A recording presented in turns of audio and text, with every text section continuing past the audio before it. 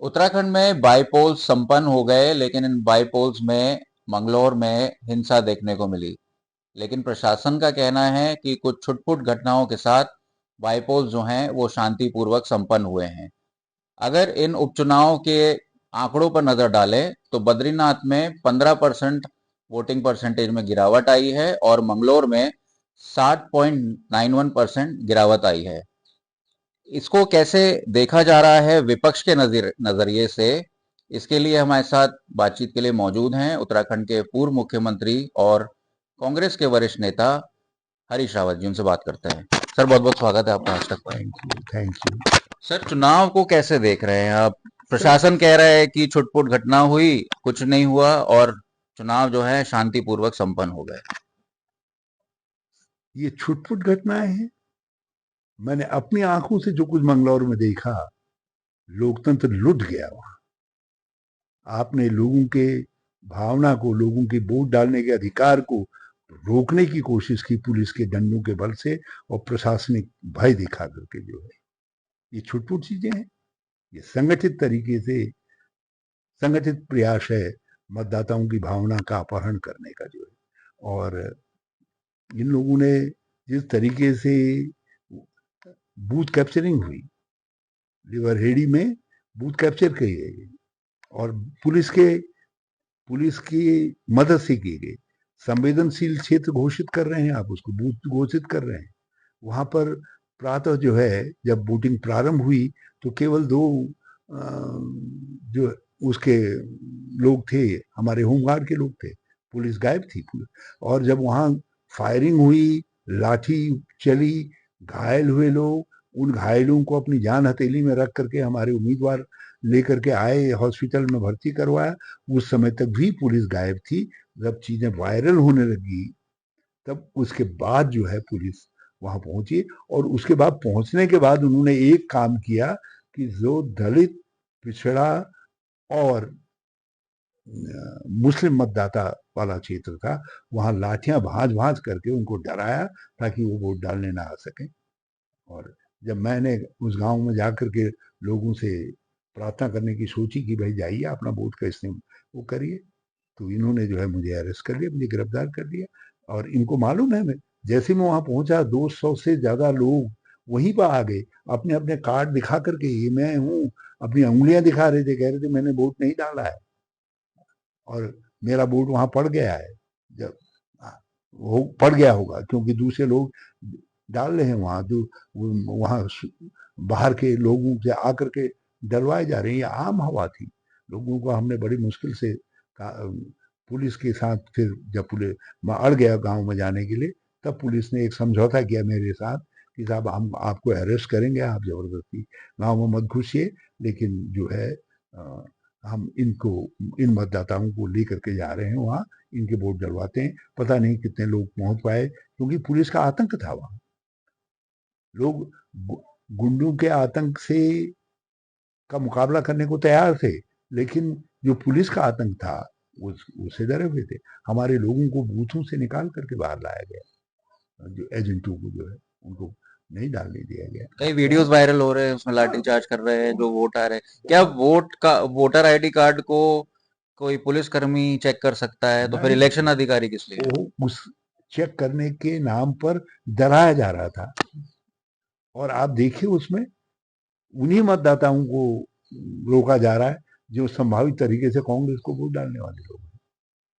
हमें तो तकलीफ इस बात की है कि हमारा शांतिपूर्ण राज्य, जिसको लोगों ने बड़े अरमानों से बनाया है, भाजपा ने इस पर कई घाव दिए, इस राज्य को कई गंभीर घाव दिए। लेकिन कल जो घाव दिया है इन्होंने, वो घाव कभी न भूलने वाला घाव है। जिस तरीके से सीता माता का वेश बदल कर रावण ने अपहरण किया था, इन्होंने मतदाता की भावनाओं का अपहरण किया है मंगलौर के अंदर। और बद्रीनाथ में भी इस तरीके की सूचनाएं मिली हैं। और ये बहुत घृणित प्रयास है। और मुझे बड़ा अफसोस इस बात का है कि पुलिस ने ऐसे असामाजिक तत्वों, गैंगस्टर्स आदि की मातहत बनना स्वीकार किया, अपने बैच के साथ, अपने अशोक की लाट के साथ। अपनी शपथ के साथ अन्याय करने का काम किया। आपको क्यों और गिरफ्तार किया? चुनाव आयोग वहां कहीं दिखाई नहीं दिया मुझे, इसलिए मैं गांव में जाना चाहता था। मैंने कहा भाई मुझे गांव जाना चाहता हूँ, मैं हाथ जोड़ना चाहता हूँ लोगों से, जाओ वोट डालो। क्योंकि वोट नहीं डालेंगे तो ये एक गलत शुरुआत हो जाएगी। मैं वो जो ताकतें डरा करके लोगों को रोक रही थी, मैं उनका प्रतिकार करना चाहता था, गांव में जाकर के हाथ जोड़ना चाहता था। मुझे गांव में नहीं जाने दिया। मैंने कहा मैं पोलिंग बूथ के नजदीक जाऊंगा ही नहीं, क्योंकि मैं जानता हूँ आचार संहिता जहां से लागू होगी, मैं वहां बिल्कुल नहीं जाऊंगा। मैं गांव में जाकर के लोगों से हाथ तो जोड़ सकता हूँ। और मैंने कहा मैं ये नहीं कहूंगा कांग्रेस को वोट डालिए, मैं कहूंगा जाइए और वोट डालिए, लेकिन नहीं करने दिया गया। आपका इतना लंबा चौड़ा करियर है, पॉलिटिकल करियर है, आपने आंदोलन भी देखा। मंगलौर से थोड़ी दूर पर रामपुर तिराहा है, मंगलौर में हिंसा हुई। क्या लगता है आपको, इतने इतने आपने दशकों के? आपने बहुत गंभीर मार्मिक सवाल किया, बहुत मार्मिक सवाल किया।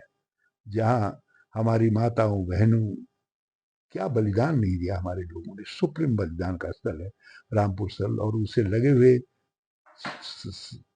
मंगलौर क्षेत्र के अंदर जिस तरीके से जनभावना का, लोकतंत्र का, मतदाता के अधिकार का अपहरण का प्रयास हुआ है, जिस तरीके से बाहरी तत्वों ने अपने धन बल से, जन बल से, बाहुबल से जो है मत का अपहरण करने की कोशिश की है, ये बहुत ही चिंताजनक है।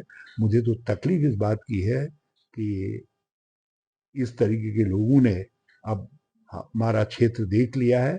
आज मंगलौर में डकैती पड़ी है कल, और परसों जो है बद्रीनाथ में पड़ेगी, कभी केदारनाथ में डकैती पड़ेगी, कभी कहीं और रानीखेत में डकैती पड़ेगी, कहीं और खटीमा में डकैती पड़ेगी।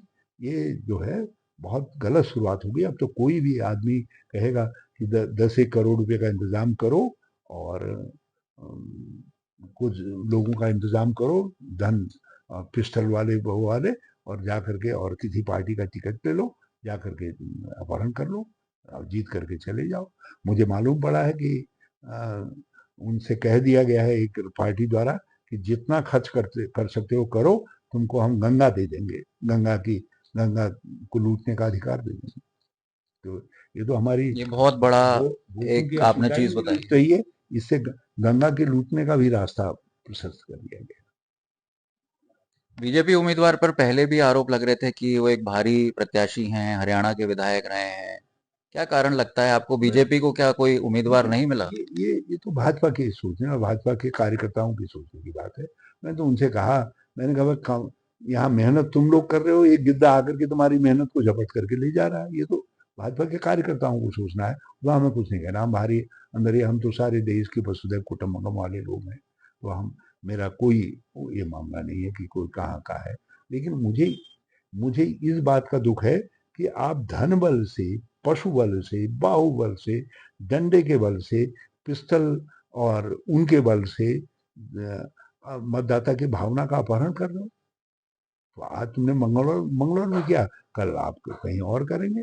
यहाँ तो हो सकता है आए ऐसे समाचार भी आएंगे, कहीं का आदमी आ करके जो है ग्राम प्रधान बन गया जबरदस्ती किसी क्षेत्र का। क्योंकि ग्राम प्रधान को भी मैदानी क्षेत्रों में तो बहुत अथॉरिटी है उनकी। वो तो ग्राम समाज की जमीन को दे सकते हैं, तो कोई भी आदमी आकर के दांव लगा लेगा। तो बहुत बहुत ही इस पूरे मामले में चुनाव आयोग और प्रशासन के जो बयान हैं वो अलग-अलग दिखे। आप इन दोनों की भूमिका क्या देखते हैं? स्थानीय प्रशासन यानी जो रिटर्निंग ऑफिसर थे, और अब चुनाव आयोग जो देहरादून में मैं है। मैंने यशपाल जी ने, प्रीतम जी ने मैं आपको एक सब मिनट रुकूंगा, मैं क्षमा चाहता हूँ, एक मिनट रुकूंगा। चुनाव आयोग का ये तक भी कहना है कि कोई गोली नहीं चली है, कोई इस तरह की हिंसा नहीं हुई है। बिल्कुल गलत कह रहे हैं। चुनाव आयोग था ही नहीं वहां, तो गोली की आवाज कहां से सुनेगा जो था ही नहीं वहां। और कहीं था भी तो फिर कहीं छिपा बैठा था, अपने कर्तव्य का पालन नहीं कर रहा था। हमने तो संविधान की किताब दिखा करके आह्वान किया इनका, कहा चुनाव आयोग कहीं है आप, तो ऐसा ऐसा होने जा रहा है। और मैंने एक दिन पहले उसके कहा कि 200 लोग, कुख्यात लोग, हिस्ट्री सीटर लोग मंगलौर के अंदर कैंप कर चुके हैं। ये तो, और ये तो उनको बाहर हटाने के बजाय जो है उनकी चमचागिरी कर रहे थे। आपकी शिकायत पे क्या प्रतिक्रिया थी? कुछ नहीं, कुछ नहीं, मुझे बस केवल अच्छी नमस्ते कर देते हैं, यही प्रतिक्रिया थी, बाकी कुछ प्रतिक्रिया नहीं थी। बाकी तो प्रतिक्रिया ये थी कि मुझे गांव वालों से हाथ जोड़ने नहीं जाने दिया गया, मुझे थाने ले आए और थाने ला करके खड़ा कर दिया। अरे कहाँ जाएं, कहा, तो जब कोई बताने वाला नहीं मिला, कहाँ बैठा, कहाँ बैठे, तो गिरफ्तार किया था मुझे, मजिस्ट्रेट ने कहा गिरफ्तार कर रहे हैं। और जब मैंने पूछा कहाँ जाएं, तो मुझे बताया नहीं। तब फिर मैंने एक इंस्पेक्टर से उनसे पूछा, मैंने कहा भाई यहाँ जो है जो अपराधी आते हैं उनको रखने का जगह कौन सा है, क्योंकि हम अपराधी थे, पुलिस पकड़ के लाई थी। तो उन्हें वो मुझको लेकर के गया और वहाँ का हवालात का वो खोल दिया, ताला खोल दिया। उत्तराखंड के पूर्व मुख्यमंत्री के साथ ऐसा? तो मैं अंदर बैठ गया। अब मैं उस बात को तूल नहीं दे रहा हूँ, क्योंकि मैं नहीं चाहता उस गरीब की, दो गरीब थे वो, उनकी नौकरी बाहर है, वो कुछ समझ ही नहीं पाए, अनजाने में कर गया, अनजाने में कर गया। हो सकता है उसको मालूम भी, वो पहचान भी पाया नहीं ठीक से, है? या पहचान भी पाया, जो भी हो रहा हो, है? सम्मान में लेकर के गया। उत्तराखंड में चुनावों क्या भविष्य क्या रहेगा, जिस तरह से मंगलोर में देखने को मिला, क्या लगता है खासतौर से एक जो मैदानी क्षेत्र खतरनाक हैं? एक खतरनाक लक्षण प्रकट हो गया है। हम तो जीवन के अंतिम सोपान में है, लेकिन जिनको कल का भविष्य है उन लोगों को सावधान होना चाहिए।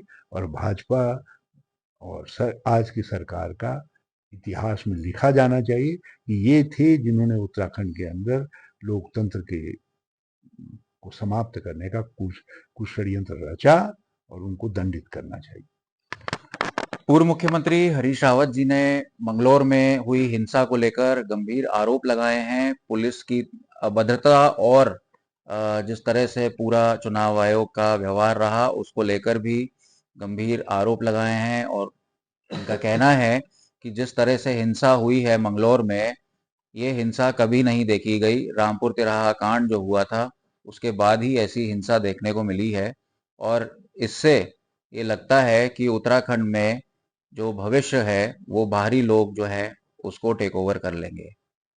देहरादून से अंकित शर्मा, आज तक।